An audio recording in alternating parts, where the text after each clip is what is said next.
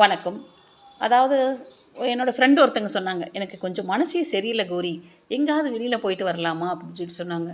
சரிங்க, சண்டே மத்தியானம் போலாம். அப்போ தான் நமக்கு ஃப்ரீ கிடைக்கும்.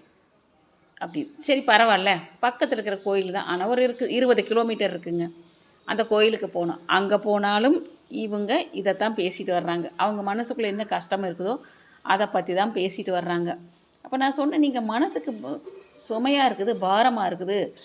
வெளியில போனா கொஞ்சம் ரிலாக்ஸ் கிடைக்கும்னு சொன்னீங்களே, அந்த மனச அங்கேயே கழட்டி வச்சுட்டு வந்திருக்க வேண்டியது தானே" அப்படின்னு. அப்ப தான் நான் சொன்னேன், "நம்மளோட நிழல் நம்ம கூட தான் வரும். அதுதான் உண்மை. நம்மளோட மனசு நம்ம கூட தான் வரும். நாம நினைக்கிறத பொறுத்து தான் எல்லாமே இருக்குது. நல்லது நினைச்சா ஆண்டவன் நமக்கு நல்லது பண்ணுவான்.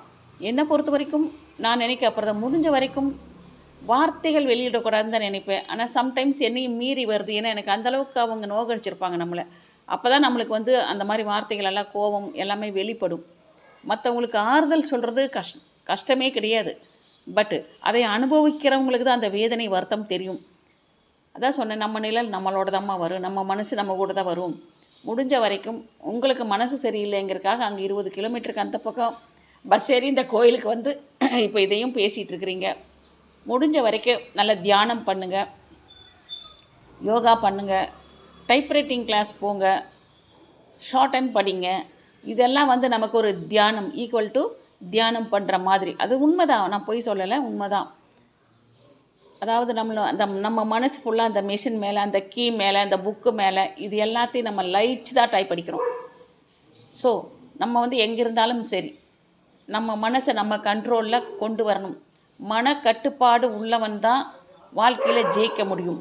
ஒரு சிலர்லாம் சொல்லுவாங்க, அதை தூக்கி போட்டுட்டு அடுத்த வேலை பாருங்கன்னு. எதை தூக்கி போடுறது? எதையும் தூக்கி போட முடியாது. மனசு அந்த மாதிரி தான். முடிஞ்ச வரைக்கும் நம்ம நல்லதே செய்வோம். ஆண்டவன் நமக்கு நல்லது தான் செய்வான். மனசு சரியில்லைங்கிறதுக்காக ஊர் ஊராக கோயில் கோயிலாக சுற்றினாலும் அந்த பழைய நினைவுகள் எல்லாம் வரும். அன்னைக்கு நடந்த நினைவுகள் எல்லாம் வரும். முடிஞ்ச வரைக்கும் நீங்கள் மனசை ஒரு கண்ட்ரோலில் வைங்க. மனக்கட்டுப்பாடு இருக்கிறவன் வாழ்க்கையில் முன்னுக்கு வருவான். பிடிவாதம் இருக்கிறவன், வைராக்கியம் இருக்கிறவன், இவன் தான் முன்னுக்கு வருவான். அதுதான் உண்மை. சும்மா மற்றவங்களாட்ட என்னமோ பிறந்தோம் செத்தோம் அப்படியெல்லாம் இருக்கக்கூடாது. நம்ம எதாவது சாதிக்கணும். அந்த வெறி இருக்கிறவங்க தான் முன்னுக்கு வருவாங்க, நல்லா டெவலப்மெண்ட் ஆவாங்க. அதுதான் உண்மை. அதாவது காய்ச்ச மரத்தில் தான் கல்லடி படும்னு எங்கள் அம்மா அடிக்கடி சொல்லுவாங்க.